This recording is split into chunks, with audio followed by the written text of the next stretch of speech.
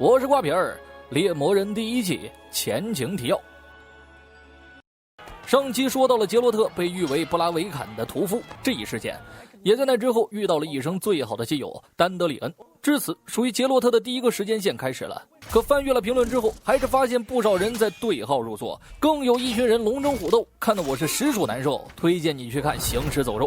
当然了，整理猎魔人只是希望给那些没看过原著的同学能有一个好一点的体验。说到利维亚的杰洛特，就不得不提温格堡的叶奈法。他的故事早于杰洛特与丹德里恩相遇。叶奈法出生于亚颠帝国的首都温格堡，这个北方诸国里最富有的国家。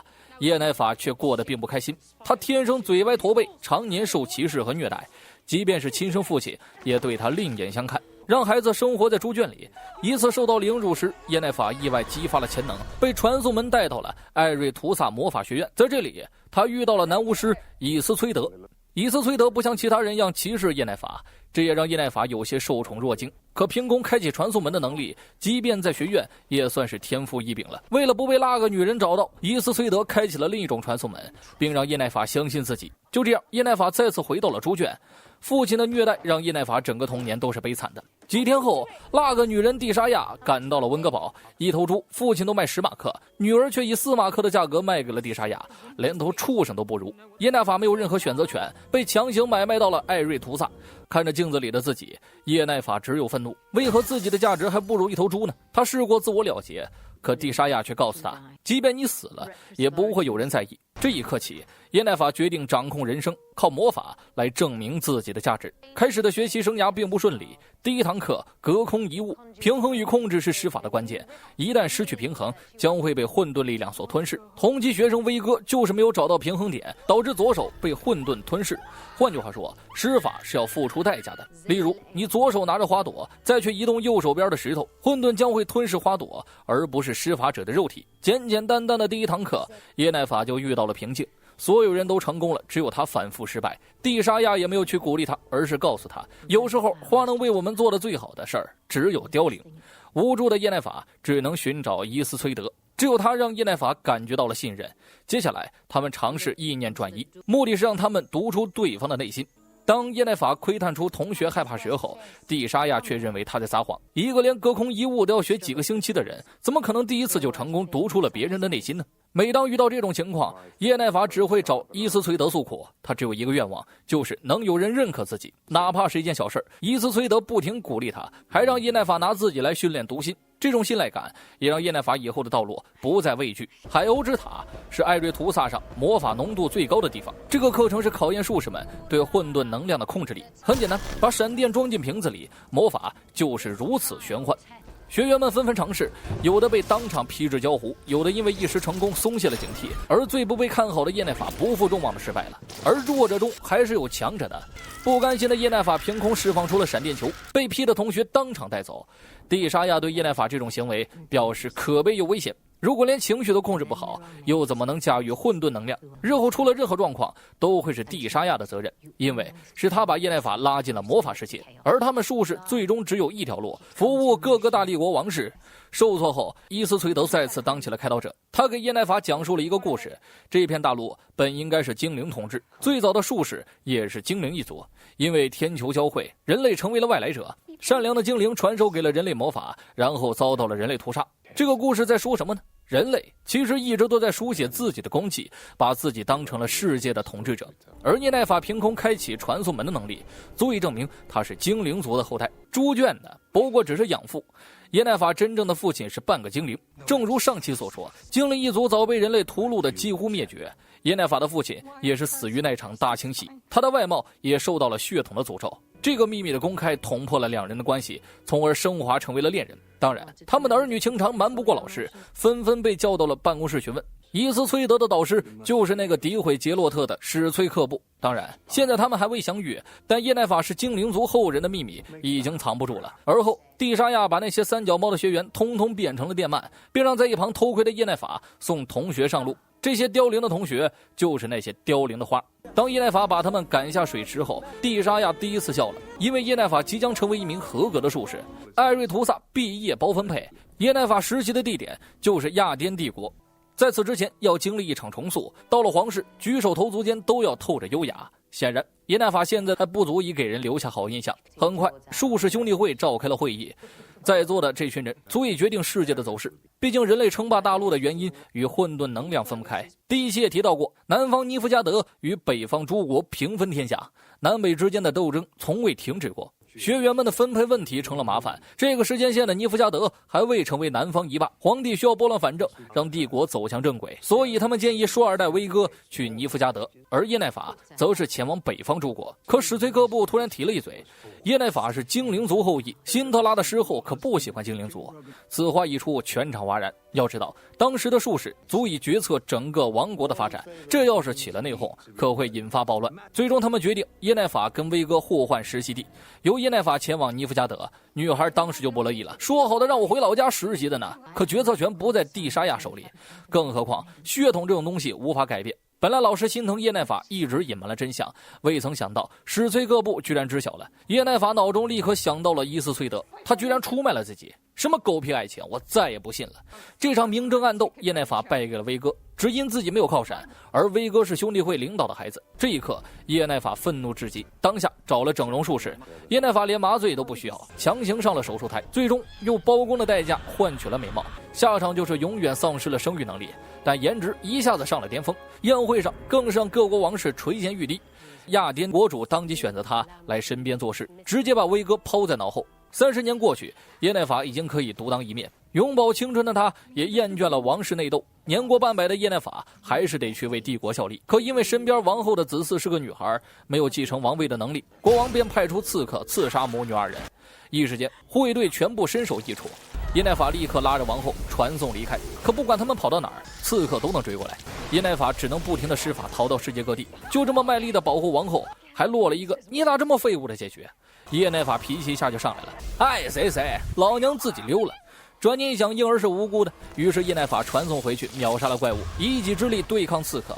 可当他传送逃走时，被一箭穿心，自己的伤虽然不致死，但无辜的孩子已经离开了人世。此刻的叶奈法不禁开始反思，难道自己选择这条术士之路是错了吗？并且为自己不孕不育的未来产生了沮丧。此后，叶奈法彻底离开了王室，不再去为内斗的北方诸国效力，也不受限于术士兄弟会的掌控，独自一人寻找恢复生育能力的办法。在这个不排解术士的国家勉强为生，镇上有不少男女老少找他治疗那个方面的困惑，叶奈法也给不少老头恢复了往日的雄风。但这种东西违反当地法律，叶奈法被市长抓走，而这不过是叶奈法的计谋之一。借助上面的势力寻找办法恢复生育，他这一举动引起了术士兄弟会的强烈不满。蒂莎亚作为导师，希望他不要再对生育抱有幻想了，不如加入我们，成为艾瑞图萨的导师之一。对此，叶奈法断然拒绝，也因为找不到恢复生育之法而迷茫。另一边，白狼杰洛特一路冒险来到了泰莫利亚，村民流传周围有狼人存在，国王却一直不为所动。早前一个猎魔人过来收钱办事，结果自己栽了进去，现在已经有不少百姓死在狼人手里。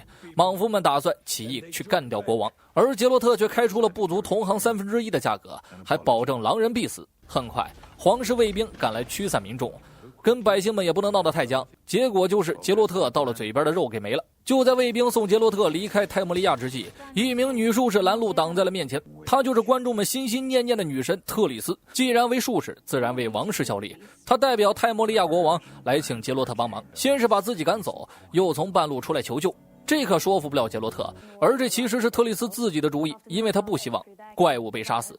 杰洛特调查了死者的身体特征，从受伤位置和内脏状态来看，他们应该是受到了吸血妖鸟的袭击，而且这种生物只会因为诅咒而诞生。30年前，叶奈法重生的那天，宴会上有着2个小孩，福尔泰斯特和亚达其实是一对兄妹，兄妹俩有一段不伦之恋，并且产下了一个女儿。这段感情很快受到了神秘人诅咒，母女双双毙命，被安葬进了王冠。多年后，胎儿变成了怪物，每年都会猎杀很多无辜的人，也就是杰洛特之前遭遇的狼人袭击案。国王之所以不为所动，因为那个所谓的怪物是自己的女儿。按照惯例，每年的月圆之夜，吸血妖鸟都会出来觅食，也难免有人把它当成了狼人。杰洛特推测，变成吸血妖鸟的是当年的女孩，并非雅达本人。王室自然不允许猎魔人去玷污公主的名誉，觉得他无事生非。当卫兵把杰洛特送出门外时，杰洛特反手一个芝麻关门，他想单独跟国王聊聊。可对于没得感情的猎魔人来说，人生只有打桩没有爱情，所以国王不想跟他合作。但特里斯并不打算放弃，他和杰洛特想办法溜进了城堡。别看他是辅佐国王的术士，但是泰莫利亚没有什么话语权。两人踏过残骸，来到了亚达生前的卧室。随后，两人在一个效忠泰莫利亚的多年的老者口中得到了些许线索。可男人说得了谎，但气味却没骗过杰洛特。亚达的床上有男人手冲的味道，他们的关系肯定不一般。男人被迫说出了真相，他深爱着亚达，嫉妒之心让他下了诅咒，并且没有丝毫悔恨之心，只希望眼睁睁看着泰斯特的帝国毁灭。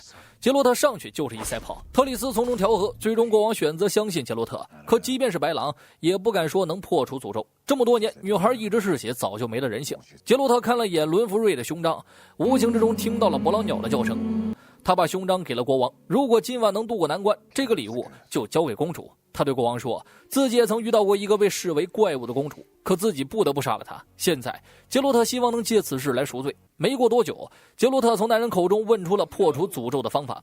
满月之时，在安葬母女的棺中度过一夜，直到日出后即可破解。完事后，杰洛特刻下药水，留男人独自送死。此刻杰洛特只留一个念头，不要走，决战到天亮。刻了大药，直接跟吸血妖鸟硬刚，巧用阿尔德法印打起了拉锯战。血战过程中，杰洛特受了不小的伤。尽管如此，杰洛特都未曾下过杀手。随着太阳升起，吸血妖鸟企图躲进棺材，却被杰洛特抢先一步躺进棺材后，杰洛特立刻释放了昆恩法印，形成了护盾，直到日出后才爬了出来。此刻的吸血妖鸟已经变回了公主。当杰洛特前去查看时，还未完全退回人形的公主再次重伤杰洛特，杰洛特也终于体力透支，陷入了昏迷。醒来后，伤势已经被特里斯处理得差不多了。迷迷糊糊之中，杰洛特不停念叨着伦福瑞的名字，所幸公主解除了诅咒。杰洛特没下杀手，反而保全了公主的性命，这也算是他纪念伦福瑞的一种方式了。接过赏金后，他意外发现伦福瑞的胸章国王并没有拿走。在这之后，杰洛特的名声也有了好转，再加上丹德里恩的歌谣，世上很少再有人称呼他布拉维肯的屠夫，而是主动寻找杰洛特帮忙除灾。白狼也成为了不少人心中的救世主。身为经纪人的丹德里恩四处忙着接活，两极有一个打怪一个写作，大富算不上，起码不用为温饱发愁。丹德里恩的歌谣更是成为了百姓们的寻乐的来源。辛特拉国王失后，今晚召开宴会，目的是为公主帕维塔征婚。这种好机会，丹德里恩又岂会错过呀？为了让基友不在众人面前跌份儿，丹德里恩亲手给杰洛特搓澡，还买了一身像样的衣服，装作一副上层人士进入了辛特拉。然而，听闻杰洛特的人大有人在，更是偶遇了老伙计莫斯萨克。他现在可是辛特拉王国的管理层了，混得风生水起，不少慕名来的王权富贵，结果没有一个像样的，个个吹嘘自己斩杀过各种妖怪。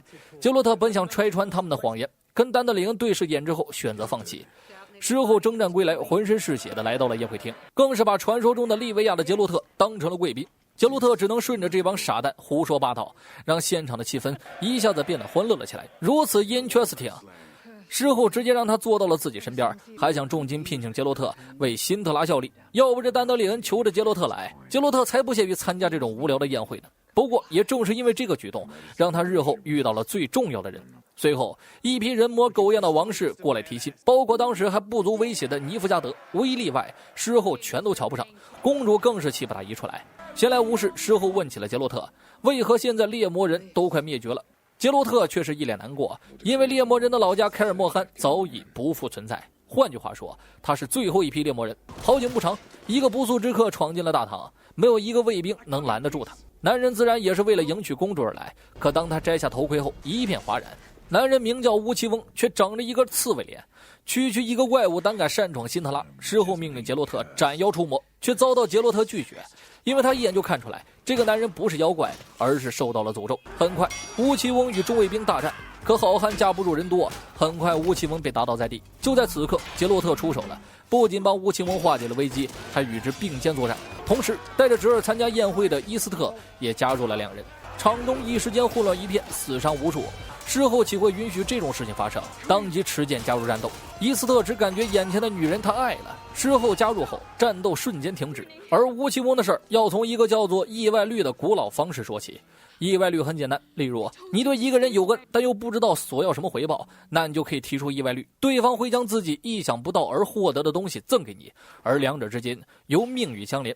吴奇翁与帕维塔的爱情就是一场意外率。15年前他救了辛特拉王国，索要了意外率之后，事后便怀孕了，而公主就成为了奖励。正是因为这个原因，事后才将杰洛特做到了自己身边，因为他料到吴奇翁会来提亲，想借杰洛特之手干掉对方。对于意外率这种法则，所有人深信不疑，一切都是由命运所做出的决定。事实上，吴奇翁也尝试放弃，自己这般长相根本配不上公主，但没有人能够逃脱命运的掌控。